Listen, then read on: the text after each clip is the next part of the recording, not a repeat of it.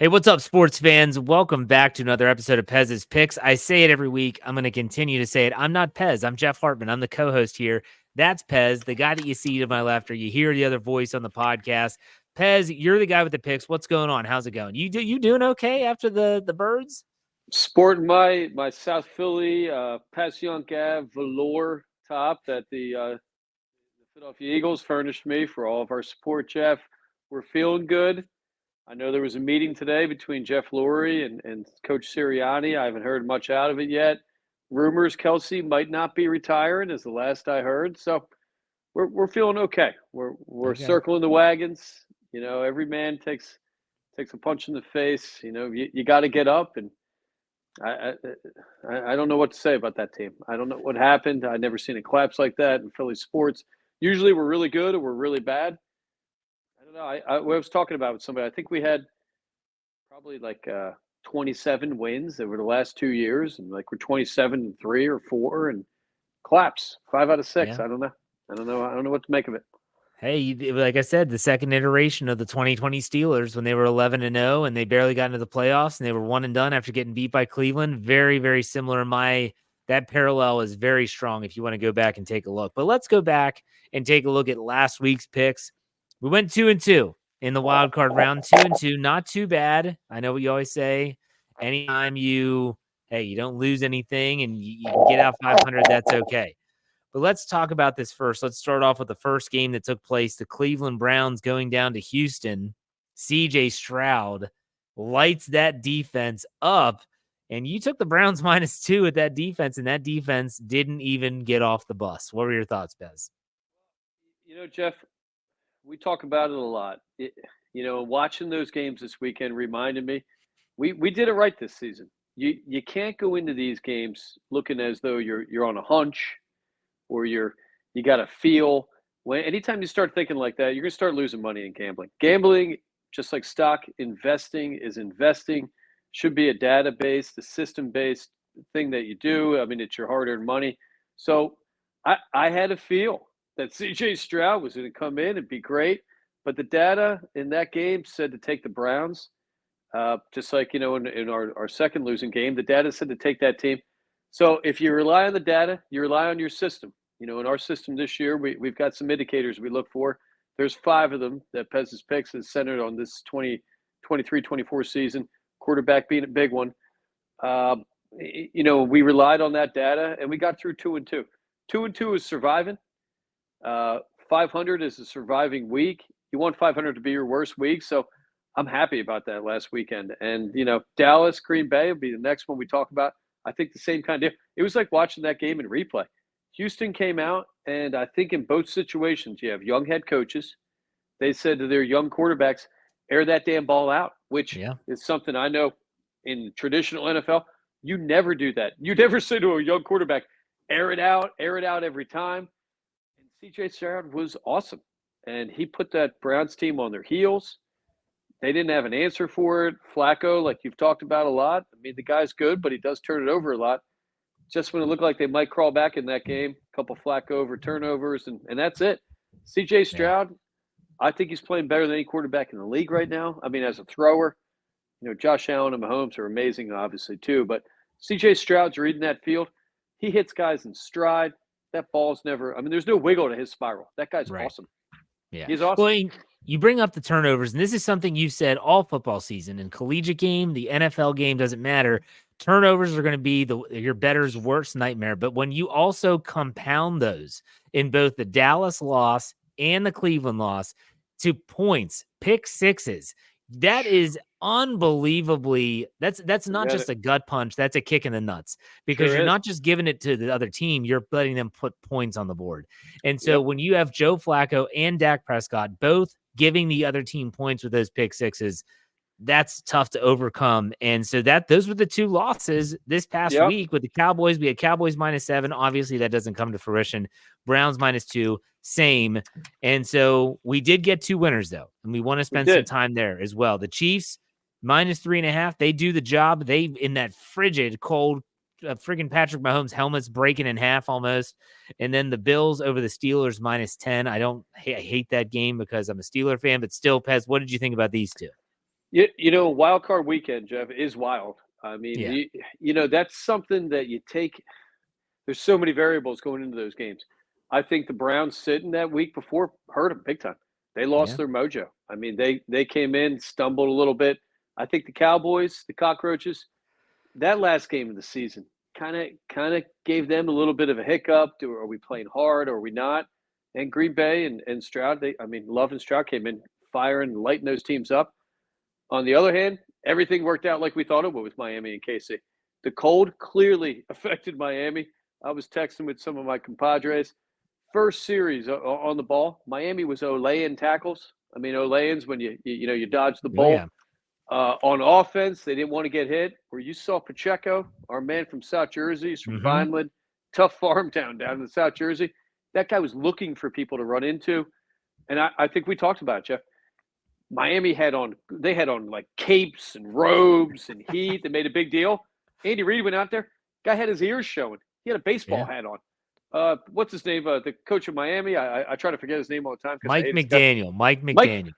Mike McDaniel looked like a guy that was in that kids movie where Cuba Gooding Jr. takes the dog sled team up to Alaska, the North Pole, or whatever. What was he thinking? You can't go out as a head coach with a pom pom on your hat. You can't go out there looking like the cold's affecting you. Your team's going to feed off of that. Tomlin, Yeah. that guy walked out. He had like a tank top on. Tomlin, you got to be out like a man. You got to tell your team this is an advantage. I thought KC's defense was fantastic. Yeah. That should be to the league an eye opener. When Kelsey dropped some balls, Kelsey had a good game. He dropped 2 balls that could have been touchdowns. I've never seen that guy do that. And he admitted a little bit this week, this whole fanfare with Taylor and all the wives up there, and I think it's getting him a little bit, and it's going to give us a little bit of data going in. I think it helps them being on the road. Do you But I think? love. Well, do you have the intel of whether she's going to be at the divisional round in Buffalo? I mean, I don't know, and I don't know how well they treat visiting teams. Do you Yeah. get a box? Is there a VIP box available? I don't don't know. know. I think it's better if she's not. I think it's better if Mahomes' wife isn't there. You focus on the team a little bit. But at KC, I love the way they played. They did everything that they needed to do. And, they got probably, CJ might be throwing the ball great, but Mahomes' best quarterback in the league. I mean, the guy's fantastic. I mean, he just Yes. makes it happen with a little bit of weapons, and I love him. Yeah. The Bills and Steelers, the Bills do the job. It was close at one point, not so much that the Steelers were going to win, but that they might cover and get within that 10-point spread. They don't do it. Buffalo finds a way to score enough points. It was the backbreaker was the Khalil Shakir, where Minkah Fitzpatrick, he had to catch over the middle. Minkah Fitzpatrick thinks he throws him to the ground. He doesn't go down, gets up, scampers into the end zone. That was the backbreaker. That was the dagger, the nail in the coffin, however you want to put it. But the Bills get the job done for you. And we're going to have a big game coming up in the divisional round. But what were your thoughts on this one before we move on? Pittsburgh impressed me, Jeff. I mean, when you lose your best player, there's rumors your coach might not be around, which he refuted this week and said he's coming back. You'd think that team would wrap it up. Cockroaches quit on that game. Pittsburgh, and we talked about a little bit before we came on air. I think they were in that game in the second half a little bit. I was getting a little bit concerned, that Buffalo, they came out hot early, but Pittsburgh figured out a way to get their feet under them. They slowed the game down, and they talk about it a lot. Tomlin's goal is in the fourth quarter to be within 1 score, and he kind of was. So I was proud of Pittsburgh. Amazing. They got to the playoffs. A quarterback situation couldn't have been worse. Yeah. Buffalo seemed relaxed. Josh Allen is awesome. I mean, that guy, what do you have, a 50, 60-yard run? I mean, he looked like a young man out there. He looked great. And that's going to be a war going into this divisional weekend here. I mean, that's going to be a tough game. So we finished the super wild card weekend, as they call it in the NFL now, 2-2, which moves our NFL record for the season to 43-29-2. So no blood. We stay the same in terms of percentages, but we're taking 4 picks. We're going out on a limb here. You don't like the totals, but you did bet the over. We'll get to that game. Let's start with the straight up bet with the spread. We're talking about the AFC divisional round at M&T Bank Stadium in Baltimore. The Baltimore Ravens, who, by the way, their starters haven't played since December. They are giving 9 points to the Houston Texans, the red hot CJ Stroud and the Houston Texans. You say take the Ravens giving 9. I'm surprised by this. Go ahead and explain yourself. Well, like we were saying earlier, Jeff, you got to have a system. You got to stick to the data. That's the kind of thing that's going to keep you alive in this game. If you're getting 60 some, with the hope, the gold standard, 70 some percent wins, then your system's working. So I love CJ Stroud. I like the way they're playing. On paper, I don't think they have the talent. I don't think they have the total team to beat the Browns one week and then go on the road and beat the Ravens, who I think both are the number one, number two defenses in the league. Even though Stroud lit them up, I don't know if the Ravens are going to allow him to do that. Ravens, 8th against the pass. They have the number one defense, points allowed, 16 in a game. If CJ Stroud can beat the Browns and the Ravens in back-to-back weeks, I mean, he is probably the best quarterback in the league. Having said that, we've got that on this game. Ravens held the Texans to one of their least offensive games of the year. It was first game of the year. They beat them 25-9. Ravens' last loss was November 12th. Talk about a team that's humming. Last loss where they weren't, playing their full team. Houston 4-4 on the road. Houston's injury report is longer than I've ever seen an injury report. I had to do the finger on the phone 3 times to flick through it. Offensive line is beat to crap. His offensive his weapons on offense are limited. I don't think you're going to beat the Baltimore Ravens at home with a quarterback and one receiver, which is how they've won the last couple of games. I just can't see it happening. Mark Andrews practicing today, tight end for Baltimore. I think with Mark Andrews, that team is almost unstoppable on offense if Lamar is Lamar he's been all season. We've got a great number for this game. The divisional games are kind of standalone, Jeff, in the gambling world. Wild card, is crazy. Throughout the season, there's a lot of crazy. Divisional games have standalone data that you can kind of look up and you can lean on a little bit. Home team favorite playing on a Saturday in divisional game, coming off a bye, playing a team with a home win the week before. That home team host, the favorite, is 10-3 against the spread, 11-2 straight up. That is a significant number, and one that plays into, you win a big game at home and a wild card, and then you have to go on the road. You've exhaled. I think this game lines up better than any of these games with that number. Stroud and the boys, they look shocked after they won that game. They were at home. Now you got to pack up. They know Baltimore is going to be cold. They're calling for a little bit of snow. It's probably going to be in the teens. 10-3 against the spread, that home team favorite on the Saturday game. That's a significant number. Going with that, we're taking the over. Currently, I have it at 43. Might be 43.5 in some books. Could continue to go down if the weather is what it is. Out of those 13 games in the situation we just talked about, 10 of them have been overs. So what the data says is a bye team playing against an underdog opponent who won at home and now they're on the road, that they're going to blow them out, Jeff. It's going to be a huge Baltimore win. I could see Baltimore putting 30-some up, and I could see Houston not giving up and Stroud being able to air that ball out, maybe get 14, 17 points. So I love the over. I love the Ravens in this game. I got faith. I got faith in Harbaugh. Harbaugh's not been good coming off of buys. I think currently he's below 500 coming off buys, maybe 1-4. I think I saw. I think that guy's figuring it out. I don't think they're going to do things like they used to. I think Lamar's tired of hearing about this stuff too. And, right now this is their weekend to say, hey, we're here still. We're legit. And, we're coming for that trophy and that ring. Now, I live in Maryland, for those that are listening and don't know. And so I hear this Baltimore Ravens talk nonstop. It's incessant. It's annoying, but still, they have a strong fear of 2019 still residing in between their ears. In 2019, that was a year where they duplicated it. They won the division. They were the number 1 seed. They rested all their guys, and what happened? Came out in the first round for them, the divisional round, and they lost, and they laid an egg. It was a one and done, and everyone always points back and says, see, you shouldn't have rested your guys. You should have played this, that, and the other. That's the only thing that has me concerned. I think the Texans, who could be playing, they're playing with house money at this point. Sure are. I mean, they have nothing to lose. Air it out. But unless CJ Stroud turns into a turnover machine all of a sudden, and he hasn't been all year, I think the dude only threw 5 interceptions all season. I think this game could be close. I'm not saying that I think it might be over, but it might be close, and that's going to be interesting as well. Going to be tough to stop that Baltimore offense. They're going to be able to run. They're going to be able to pass. I mean, they're Yeah.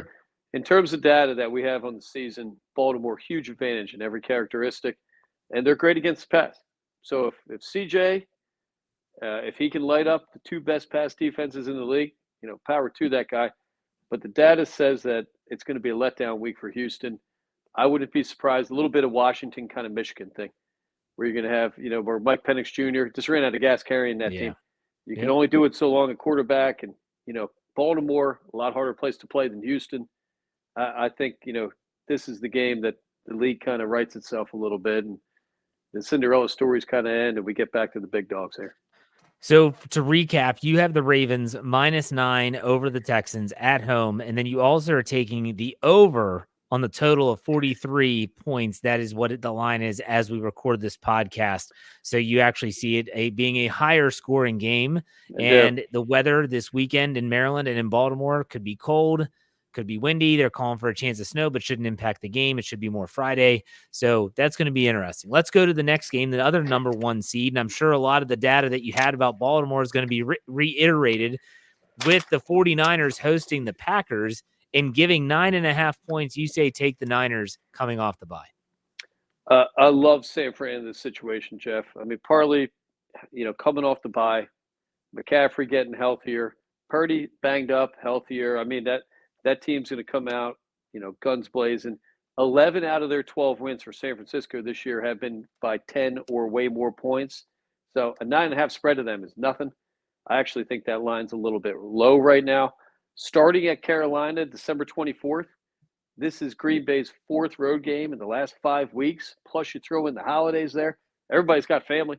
Everybody's got holidays. They got New Year's parties. They got girlfriends. They got wives. They got whoever. Ask them, what are we doing? That's a lot of pressure. 4 out of 5 weeks takes a toll. If you think about what they've crossed every quarter of the United States, Green Bay. They've flown to Carolina, back to Minnesota, down to Dallas, now to San Fran. And I think we talked about a number of times this year. San Francisco, I don't even know how it's in the United States. It's an extra hour from San Diego. I mean, it just sticks out further. The weather's weird out there. We've got some great numbers against them. Home team that's a favorite on a Saturday game. Playing a team off an away game the week before is 9-4 against the spread, 13-0 straight up. The average line for that kind of game is 8. And the average result of that game, favorite wins by 13 or more points. So there is a ton of data about playing on the road and winning and then losing the next week and getting smoked. A ton of data over divisional playoffs. Teams get happy that they make it to the wild card. And for some teams, especially young teams, that's their Super Bowl. I mean, Jordan Love had the best game of his life, put a stamp on maybe keeping his job there. Coach was happy. We've moved on for Aaron Rodgers. San Fran will not allow Green Bay to run the ball. Only giving up 89 yards a game rushing. Love's going to have to throw the ball. He is due for a pick. Jordan Love has not thrown an interception since December 11th. That guy likes to throw that ball around a lot. He has been hotter than anybody maybe in the last 3 or 4 weeks. And, that Flames run out of gas at any level, Jeff. Green Bay, 28th in the league against the run. They're giving up 128 a game. I think we're going to see a San Fran dominant showing. I don't think Green Bay's got the juice. I don't even think they believe they're going to be winning this game. I think they're happy they went in to beat Dallas, flying home. Now I got to fly to San Fran. I think it's going to be early and often. McCaffrey, Purdy picking that team apart, and I think Jordan's going to have a rough day. Yeah, I agree. I think this is if I were to pick like a lock of the week, it would be most likely it would be this game. I think that San Fran is just going to outclass Green Bay, and I like the pick as well. Let's go to the next game. Talked about these two teams already in the wild card preview and mentioned that they're going to be going head to head. The Bills are hosting the Chiefs, the first Patrick Mahomes road playoff game of his career. Now, he's played in neutral site games, but never on the road. So he's going to Buffalo. Josh Allen, I don't know if he's ever played Patrick Mahomes in Buffalo, so he's going to get his shot there. The Bills are giving 2.5 points. You say take the visiting Chiefs getting the points. Go ahead. This is a tough game, Jeff. I mean, Yeah. You got two great teams.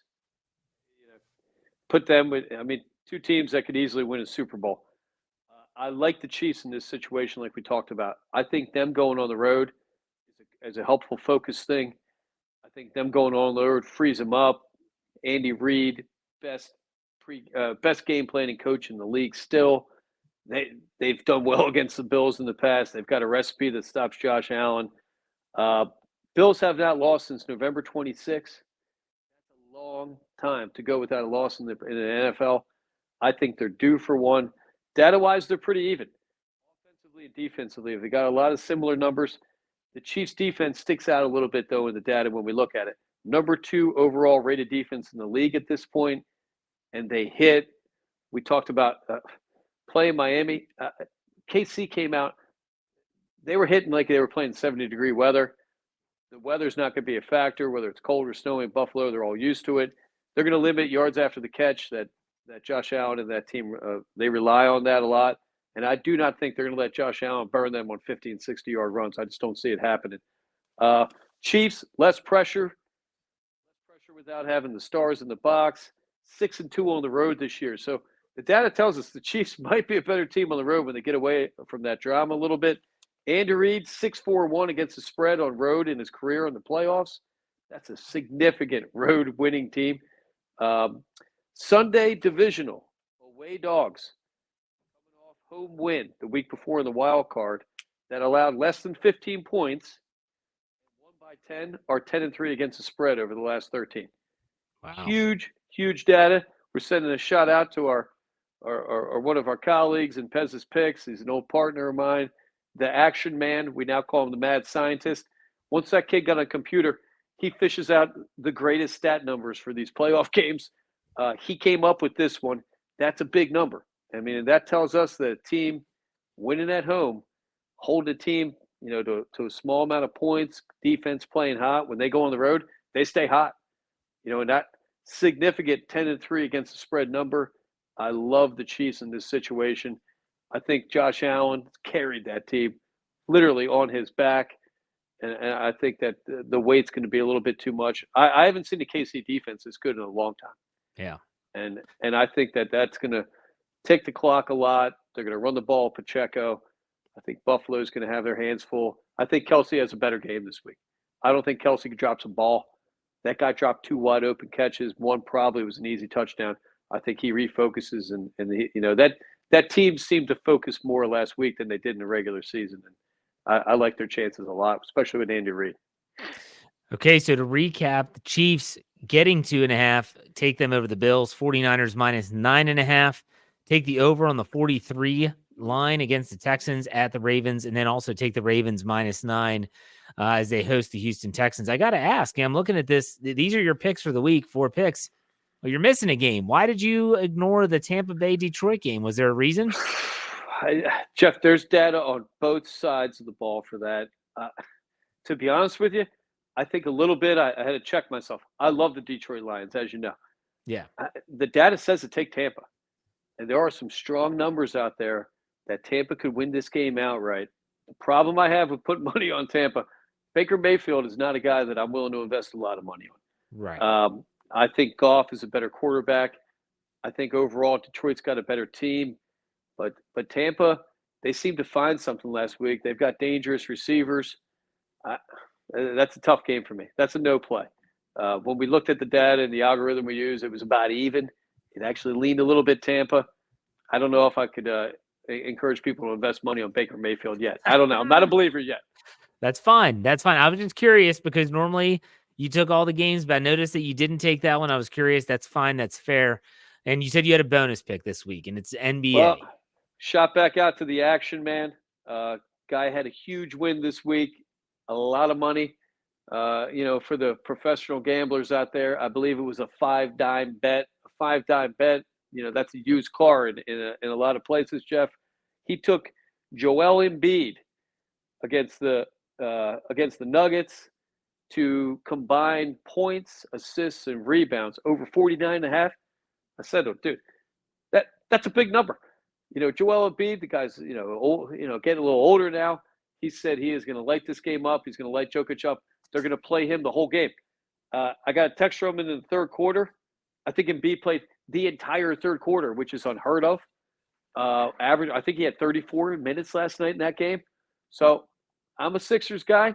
We're going to unload on Orlando Friday night. I don't even know if Embiid's playing. There's no line out yet because Orlando's got a game tonight. We're going to go with the Orlando Magic to cover the spread against the Sixers, no matter what it is. I don't even know if JoJo's going to be on the floor. That guy's got to be sore. He played like a monster last night, and that's great. Maybe that'll be good for the playoffs, but we're going to ride the Orlando Magic on Friday night. All right. We'll see if it pans out.